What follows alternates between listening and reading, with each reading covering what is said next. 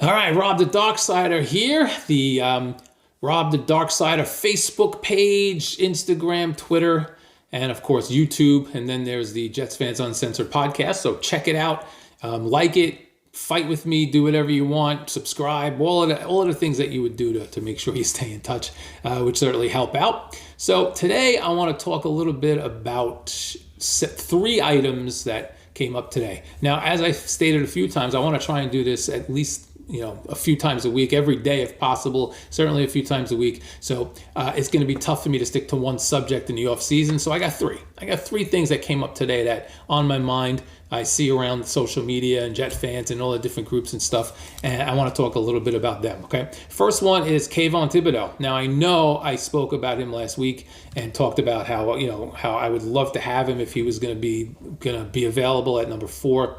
A lot of stuff's come out about him in the last few days. I'm not so sure anymore. Now, granted, a lot of this stuff is bull, right?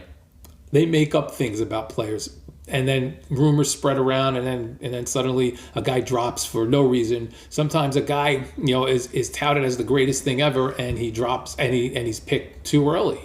I mean, we go back to Dan Marino. I'll probably talk about him a lot in his podcast or channel at some times because he was one of the first huge mistakes I saw the Jets make and haunted me for 20 years. But Dan Marino had concerns coming out of college, and he dropped into the 20s and ended up being one of the greatest quarterbacks who ever lived.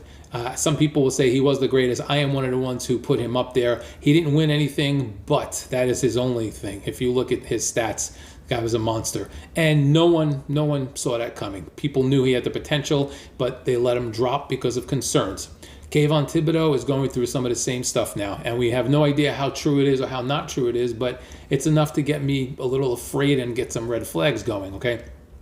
The guy has an outstanding personality, has a real big real big drive. He's very passionate. He knows the game. He's a student of the game. At least he says he is. I haven't really read too much into whether he really is, but the problem is he is very focused on his brand. He's focused on himself. He's focused on his name and his social media and making sure that he's going to have some kind of brand name out there that's going to make him money and all these other things that take away from football. There's suddenly now a lot of concern about whether or not he can stay motivated on the field, whether he takes plays off in college and he's going to get to the NFL and that's not going to really work. You're gonna have teammates you have to work hard for. You have fans that are going to pick up on this stuff, and if he's going to take plays off and not be passionate on the field, but be all about himself off the field, then do we have to go through the list of players who have done that over the years? I mean, you got one who was right here for a number of years, Odell Beckham, right?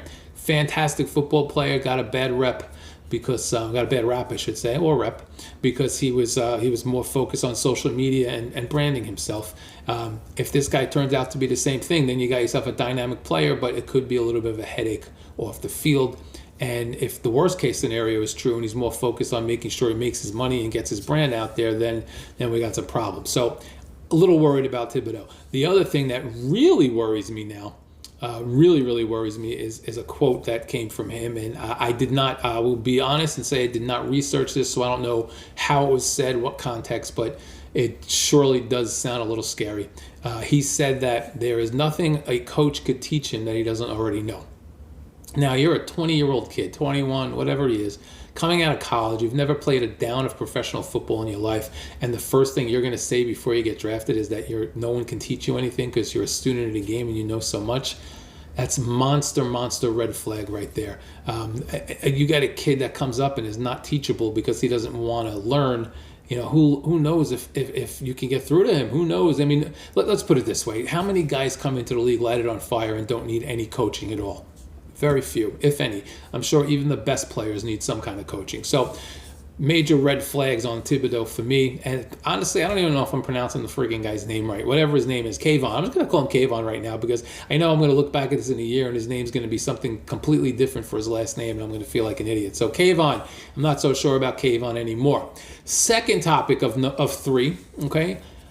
Eric Metcalf. Great player. Jets and a lot of other teams passed on him. He went in the second round a couple of years ago. Has been a beast. Had a little bit of an off year last year, but so did everybody on Seattle. But he's a monster, super fast. He's jacked, and not jacked just from the weight room. The guy works his ass off staying in shape. And I say he was fast, super fast, good hands, stud wide receiver.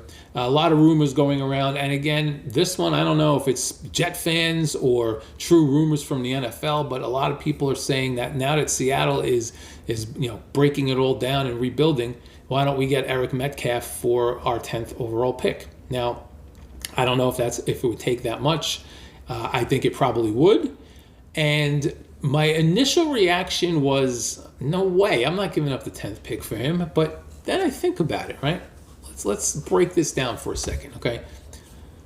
The Jets have the 10th overall pick. Not only, even if they didn't have the 4th pick, let's just talk about the 10th, but they do have the 4th, and we'll get to that in a second, okay? Jets have the 10th overall pick, and we talk all the time about weapons, and if, a Jamar Chase or who else has come out the last few years that's been fantastic right out of the gate, right? Bunch of guys. Jamar Chase comes to mind because he's the most recent, but you get Jamar Chase, Cincinnati got him at 5 last year. Anyway, without going into more examples, if you get a wide receiver at 10 who turns into a stud, you're happy, right? So why wouldn't you trade number 10 for a proven guy instead of having to worry about whether or not you can develop him? Eric Metcalf, I'm thinking of his uncle, his cousin, whatever it was. DJ Metcalf is a stud. He's a stud. He's probably a top 10 receiver, maybe not stats-wise, but he's a top 10 receiver skills-wise, and with that explosive capability, I think I would consider that. And now we're back to the 4th pick. With the 10th pick overall as your only pick, you think twice, right? You're like, okay, do I really want a receiver with that pick? Because you have so many needs. But the Jets have the 4th pick. They can get their offensive lineman. They can get their corner if they choose to go that route. They can get their pass rusher, their edge guy. They can get that guy and then get themselves a stud wide receiver at 10 if that's what they want to get. And if you want to trade number 10 for Metcalf, I don't have as much of an issue with it as I did on my first reaction, because I just don't like trading top picks like that for anything other than quarterbacks and really big studs. But if I think about it, take a step back and do that comparison where if I draft a guy at 10, if I want a receiver at 10, why take a chance on developing a guy when you have Metcalf there who is already developed? And unlike a lot of veterans, he's not at the end of his rookie deal yet. He's not expensive just yet. So you might lose a couple of years on the rookie contract, but you don't lose all of it. All right, third subject. This is the one I probably feel most strongly about, because unlike the other two subjects, I know what I like and what I'm seeing, as opposed to Kayvon, as opposed to Kayvon, where I'm going by media rumors and didn't do a lot of research, and Metcalf, where I don't even know if they're real rumors. Amari Cooper, all right? Amari Cooper is rumored to be being cut by the Cowboys or looking to trade, they're looking to trade him. And some Jet fans are talking about, a second and third round pick for him. Others are talking about them signing him, picking him up if Dallas does cut him. And I am against Amari Cooper. The guy is fantastic at times. He's not great. He is ridiculously good at times and then takes, 3 weeks off. Now, I'm not saying that he takes the weeks off, but he has not been consistent. So he's going to get you 12 catches for 220 yards and 3 touchdowns one week, and then he's going to go 3 for 40 3 weeks in a row.